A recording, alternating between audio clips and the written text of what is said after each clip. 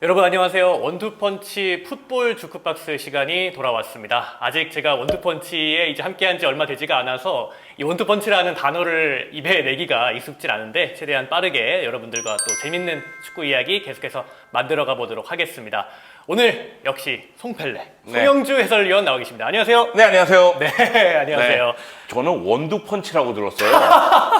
제가 전문 진행자가 아니다 보니까 여러분의 넓은 아량을 좀 필요로 하고요. 그리고 무엇보다 이 정순주 아나운서, 순주마님의 빈자리를 저는 메울 수 없다 생각합니다. 하지만 또 나름대로의 또 남자들끼리 허심탄회하게 축구 이야기 하듯이 또 여러분들도 같이 즐겨주셨으면 좋겠고요. 굳이 남자들끼리 허심탄회할 필요가 있을까요? 뭐 어떻게든 끄집어 보려고 제가 했습니다. 네.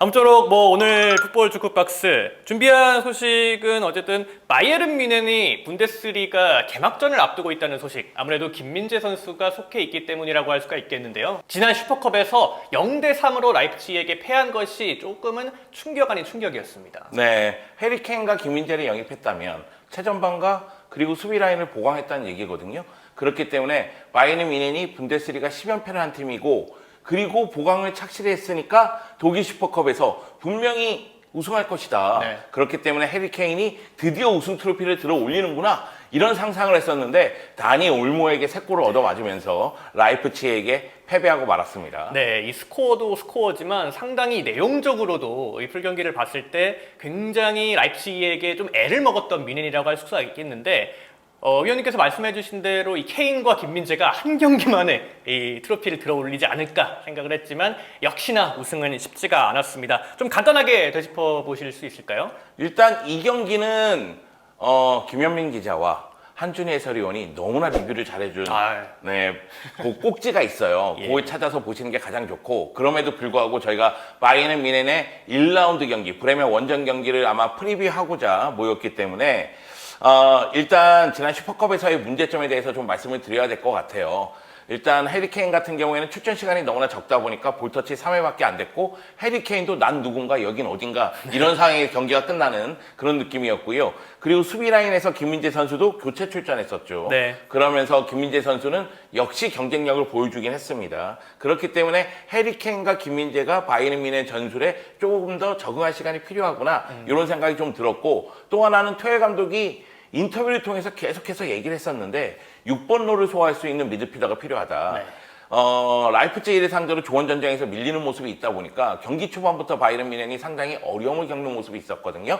그 점을 봤을 때에는 키미히 선수가 있긴 하지만 키미히 선수의 파트너가 필요한 것 아니냐, 조금 더 수비에 특화된 선수가 필요한 거 아니냐, 이런 생각이 좀 들었고요. 그 가운데서 사네하고 파바르는 좀 아쉬웠다, 이렇게 이야기를 드리고 싶습니다. 네, 종합적으로 봤을 때 이 수비 라인도 안정되지 않았고 또 물리적인 시간도 분명히 필요한 상황에서 이 3선 라이머와 키미히 조합이 아직까지는 무르익진 않은 모습이었는데, 너무도 라이프치히가 그 공간을 잘 메워 쌌어요. 그러니까 초반부터 라이머와 키미히에게 중심적으로 빌드업이 전개될 것을 미리 알고 그쪽으로 압박을 강하게 갖고, 또 로제 감독이 그런 전방 압박 타이밍 트리거를 굉장히 잘 잡는 감독이기 때문에 완벽하게 에워싸이는 모습을 확인할 수가 있었습니다. 선수 개개인의 능력은 여전히 바이에른 뮌헨이 전 더 높다고 봐요. 다만 팀의 조직력적인 측면에서는 라이프치히가 훨씬 더 높은 모습을 보여줬고, 특히 라이프치히 같은 경우에는 선수의 변화가 큼에도 불구하고 한 첫 경기부터 조직력을 보여줬기 때문에 라이프치히가 슈퍼컵을 들어 올리는 거는 이건 타당하다, 이런 생각이 들더라고요. 그렇습니다. 뭐 지난 주크박스에서는 간단하게 박 위원이랑 예측을 했어요. 찬하 위원님은 라이프치히의 승리, 저는 뮌헨의 승리를 예측했는데 기분 좋게 제가 틀렸고요. 네, 박찬하가 얻어 걸린 겁니다. 모두가 다 바이에른 뮌헨 생각하고 있었어요. 맞죠? 네, 옳은 길을 가고 있는 감사합니다. 겁니다. 그 길이 바로 펠레의 길이죠. 제 길에 따라오시면 됩니다. 잘 따르겠습니다. 아무쪼록 뭐 찬하 위원님께서 정말 잘 맞히셨다, 이렇게 정리를 할 수가 있겠고, 아무래도 이 기본적으로 센터백 라인이 김민재 선수가 있기 때문에 이 바이에른 뮌헨의 센터백 3명의 선수들이 과연 어떤 조합으로 최적의 옵션을 찾는가가 이번 시즌 바이에른 팬들 그리고 국내 팬들에게도 가장 큰 관심사가 아닐까 싶어요. 네, 저는 이제 더리히트하고 김민재가 호흡을 맞추는 모습을 좀 보고는 싶은데, 더리히트 같은 경우에는 지난 독일 슈퍼컵에서 활약이 그렇게 좋지는 못했어요. 그래서 김민재가 선발 출전한다면은 우파메카노하고 호흡을 맞추지 않을까 하는 생각이 조금 더 들고요. 또 더리우트하고 김민재는 사실 유사한 면이 조금 있어요. 네. 네, 워낙에 피지컬이 뛰어나고 운동신경이 좋고 그리고 앞으로 나가서 전투적으로 수비하는 경향도 있거든요. 그렇죠. 그러다 보니까 투엘 감독이 과연 이 성향이 약간 비슷한 센터백을 같이 기용할 것이냐 아니면 우파메카노를 기용할 것이냐 이런 측면을 좀 봐야 되겠는데 브레멘전 같은 경우에는 더 리우트에게는 좀 휴식을 주면서 김민재하고 우파메카노를 기용하지 않을까. 왜냐하면 더 리우트가 아직까지는 100% 컨디션이 아니라고 하더라고요. 네. 아무래도 뭐 실점 장면 중에 하나 중에 이 더리우트가 오펜다를 막기 위해서 측면 쪽으로 나가서 그쪽에서 또 프리킥 찬스를 허용했고 또 그런 달려드는 수비에서 또 실점을 허용했거든요. 아무래도 그런 부분들이 더리우트뿐 아니라 김민재 선수도 플레이 특성상 리스크를 안고 있는 부분이기 때문에 그런 부분들을 또 투엘 감독이 적절하게 조화를 시키기를 또 미넨 팬들은 바라고 있을 것 같아요. 결론적으로 봤을 때는 하루빨리 좀 투엘 감독이 최적의 옵션을 찾는 게 중요하지 않나 이렇게 말씀을 드리고 싶고요. 그렇다 보면은 이제 첫 경기 브레멘전인데 이 미넨이 첫 경기를 원정을 떠납니다. 브레멘을 상대로는 최근 전적이 굉장히 또 좋은 미넨이에요. 네, 브레멘 상대로 최근 31경기 무패입니다. 최근 31경기에서 27승 3무를 기록했으니까 브레멘에게 매우 강하다고 보면 되겠죠. 지난 시즌 같은 경우에도 리그 2차례 대결에서 모두 승리를 거뒀고요. 네. 특히 바이에른 뮌헨의 그나브리 선수가 브레멘에게 강한 면모를 또 보여주더라고요. 그래서 바이에른 뮌헨이 브레멘 원정 경기를 치른다 할지라도 그래도 결과를 가져가지 않을까라는 생각은 좀 들거든요. 네. 그러니까 브레멘 같은 경우에도 바이에른 뮌헨이 독일 슈퍼컵 치를 때 포칼 1라운드 경기를 치렀는데 네, 맞습니다. 이 경기에서 일찌감치 수비수가 퇴장을 당하면서 2대3으로 패배를 당했어요. 그래서 브레멘도 전체적인 경기력이 좋다고 보기엔 좀 어렵다. 이런 상황이고 그리고 이제 3백을 바탕으로 해서 보통 투톱을 두는 그렇죠. 그러면서 3-1-4-2 또는 3-5-2 최근 들어서는 3-4-3 이렇게 이제 포메이션을 쓰고는 있는데 바이에른 뮌헨을 상대로는 역시 좀 직선적인 축구를 구사하지 않을까? 롱패스를 통해서. 그래서 최전방에 있는 독슈라든가 펠크르코에게 득점 기회를 만들어주지 않을까라는 생각은 드는데 수비 쪽에서의 불안감이 어느 정도 있기 때문에 바이에른 뮌헨의 공격을 막기는 상당히 어려워 보입니다. 네, 아무래도 뭐 장신 공격수들이 즐비한 아무래도 브레멘이기 때문에 김민재 선수가 또 세리아 무대에서도 그런 고공폭격기라 불리는 공격수들과 굉장히 또 매치업을 잘했잖아요. 네. 그런 부분들도 기대가 되겠고 이제 앞선에서는 분명하게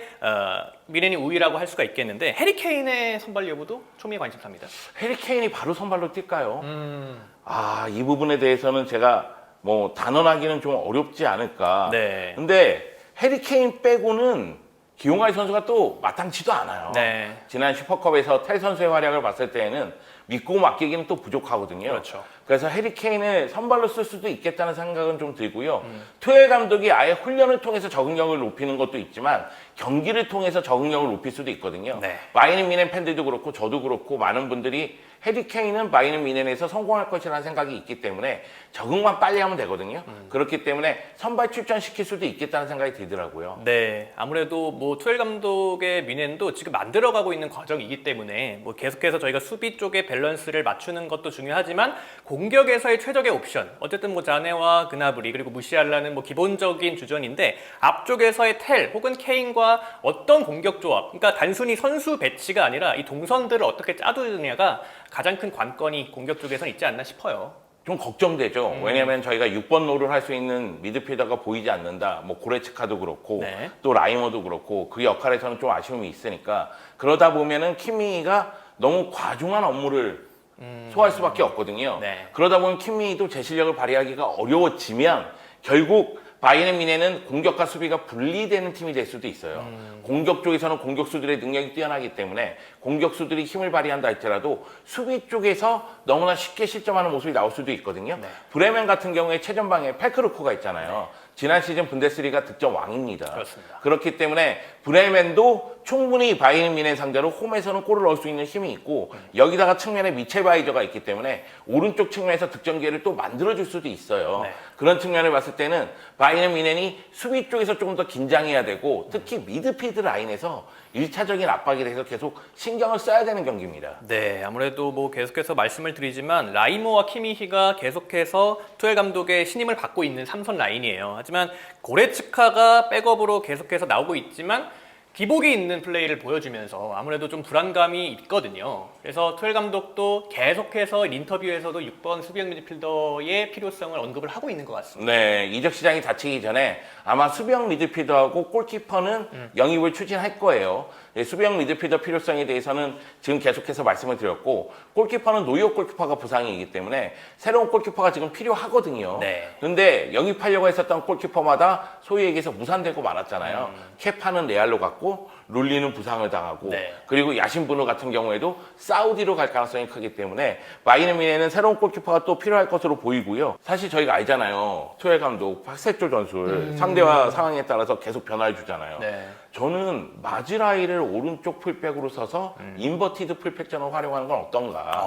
왜 그러냐면은 결국 중앙 쪽에서 이 6번 로를 하는 선수가 없다면 숫자를 조금 더 늘리는 게 낫지 않을까. 중앙 쪽에. 네. 그런 생각은 들거든요. 왜냐하면 왼쪽에는 데이비스는 굉장히 스피드가 뛰어나고 직선적인 풀백이잖아요. 그렇죠. 그 점을 봤을 때는 오른쪽으로 좀 다양하게 쓰는 게 좋지 않을까 이런 생각은 드는데, 이거는 그냥 제 생각이고요. 제가 이런 생각 들을 때마다 막 팬들이 야 네가 뭘 하냐 이런 얘기 하시거든요.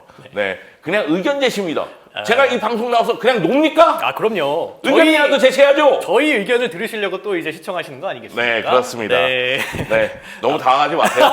제가 방송 이렇게 녹화하면서 한 5분마다 한 번씩 욱합니다. 생각보다 더 많이 하시네요. 네. 네, 농담이고요. 네, 말씀해주신 대로 이 센터백 라인뿐 아니라 풀백의 활용도에서도 좀 고민을 해야 되지 않나, 뮌헨은 그런 생각이 드는 게, 말씀해주신 대로 이 파바르가 저는 개인적으로 이 수비적인 역할을 측면보다는 조금 더 중앙 쪽에서 더 잘하는 선수라고 생각을 하는데, 그렇게 하기 위해서는 아무래도 좀 말씀하신 대로 인버티드 풀백, 중앙 쪽에 기용을 하면서 동선을 만들어주는 것도 중요하다고 생각하고요. 근데 또 왼쪽은 알폰소 데이비스가 종적인 움직임을 굉장히 좀 잘하는 선수긴 하지만 이 선수를 대체할 자원들이 그렇게 많이 보이진 않습니다. 네, 따라서 이런 뎁스에 대한 고민도 비단 첫 경기뿐 아니라 시즌을 거듭하면서 투엘 감독이 좀 고민을 해야 되는 부분이 아닌가, 이런 생각도 들어요. 근데 브레멘이 3백 쓰지만 사실 이 경기에서 5백으로 나올 거잖아요. 네. 그럴 거 아니겠습니까? 그렇죠. 그러면서 이제 역습을 통해서 공간의 침투에 들어갈 텐데, 이 상황에서는 좌우 측면에 있는 풀백들을 공격적으로 써도 돼요. 그렇죠. 다만 투엘 감독이 파바르가 있으면, 파바르는 센터백, 라이트백을 다 보니까 변칙적으로 3백으로 바꾸면서 경기에 임하는 모습이 좀 나오거나, 네. 마즈라이가 있으면 마즈라이는 연계 플레이가 뛰어나니까 인버티드 풀백으로 좀 쓰거나 좀 다양한 패턴으로 썼으면 하는 바람이 있어요. 투엘 감독이 이상하게 바이에른 뮌헨 지휘봉 잡고 나서 뭔가 성적도 그렇고 내용도 그렇고 만족할 만한 수준은 아니거든요. 네. 바이에른 뮌헨 팬들 입장에서는 나게스만 욕을 신나게 했는데 나게스만이 나가니까 이거 웬걸? 더 위기네? 이런 생각이 좀 드는 분들도 있어요. 나게스만은 그래도 결과를 어느 정도 가져왔었잖아요. 그렇죠. 그런데 투엘 감독이 지금 이 순간, 지난 시즌 분데스리가 우승했다 할지라도 그거는 도르트문트가 마지막 마인츠전에서 무승부를 거둬준 덕분이니까 그런 측면에서 생각했을 때는 조금 더 좀 많이 생각을 해서 전술적으로 좀 다양하게 짰으면 좋겠다, 그런 생각이 듭니다. 네, 아무래도 지난 시즌에 이 중도에 부임을 했잖아요. 예, 나겔스만 감독이 해임되고 나서 투엘 감독이 지휘봉을 넘겨받았는데, 어떻게 보면은 이 두 번째 시즌이 첫 번째 풀 시즌이란 말이죠. 이번 시즌이 투엘 감독의 어떻게 보면 정식적인 첫 시즌인데 생각이 많을 것 같아요. 생각이 많죠. 네. 왜 그러냐면 지난 시즌 분데스리가 우승을 하지 못했다 할지라도 바이에른 뮌헨 수데무들은 투엘 감독으로 이번 시즌을 간다고 했어요. 근데 지난 시즌 나게스만이 지휘봉 잡았을 때는 모두 우승권이었거든요. 네. 뭐 챔피언스리그, 분데스리가, 포칼. 그런데 투엘 감독이 지휘봉 잡고 나서 챔피언스리그 탈락, 포칼 탈락, 그리고 간신히 분데스리가 우승했단 말이에요. 자, 그거는 나게스만이 원하는 선수 구성이 되어 있는 상태에서 투엘이 갑자기 지휘봉을 잡았으니까 그럴 수 있어. 네. 그러면 이번 시즌은 너 누구 원하니? 해리 케인.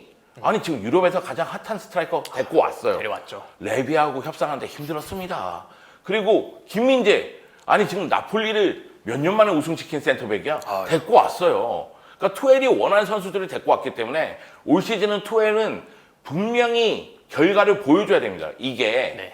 바이에른 뮌헨 감독으로서의 숙명인데 분데스리가 우승만으로는 만족할 수 없어요. 그럼요. 네, 사실 트래블을 노릴 겁니다. 네, 아무래도 뭐 비기어를 들어올린 지도 분명히 조금은 오래됐고, 그리고 투엘 감독도 두 번째 시즌에서 뭔가 자신이 보여주고자 하는 욕망도 클 거란 말이에요. 첼시에서 말로가 그렇게 좋지는 않았기 때문에. 또 뮌헨에서의 이 도약을 좀 꿈꾸고 있는 투엘 감독인데, 말씀하신 대로 면죄부가 없습니다. 네. 이번 시즌에는 그래도 입맛에 맞는 선수들을 최대한 데려왔고, 케인, 김민재, 이보다 더 좋은 매물들을 저는 데려오는 팀은 없을 거라고 보거든요. 그럼요. 네, 따라서 그런 부분들, 그러니까 입맛에 맞는 선수들을 데려왔기 때문에 투엘 감독도 분명히 비장한 각오로 시즌을 임할 거다라고 좀 정리를 할 수가 있겠습니다.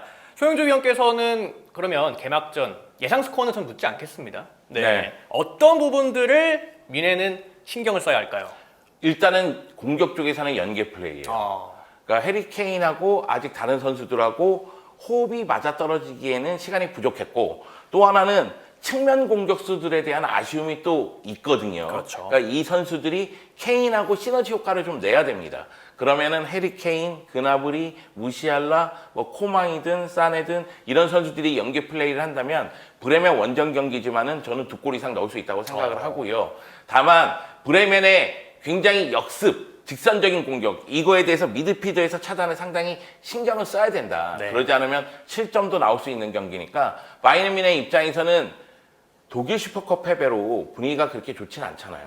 사실 김민재 영입하고 해리 케인 영입했을 때만 하더라도 팬들의 눈높이는 엄청 높아졌잖아요. 맞습니다. 그거에 걸맞는 경기력을 찾아서 한 단계씩 보여줘야 될 것으로 보입니다. 네, 그러니까 소영주 의원께서는 이 공격 쪽에서의 세밀함 그리고 연계에 가장 좀 방점을 찍어주셨고, 저는 공격 쪽을 언급을 해주셨으니까 수비 쪽의 밸런스가 가장 시급하다라고 좀 말씀을 드리고 싶어요. 그러니까 계속 말씀드리지만 우팔메카노, 더리우트, 김민재 이 세 명의 선수들이 정말 뭐 최상의 조합을 꾸릴 때 가장 시너지가 나오지 않을까 이런 생각을 해보고요.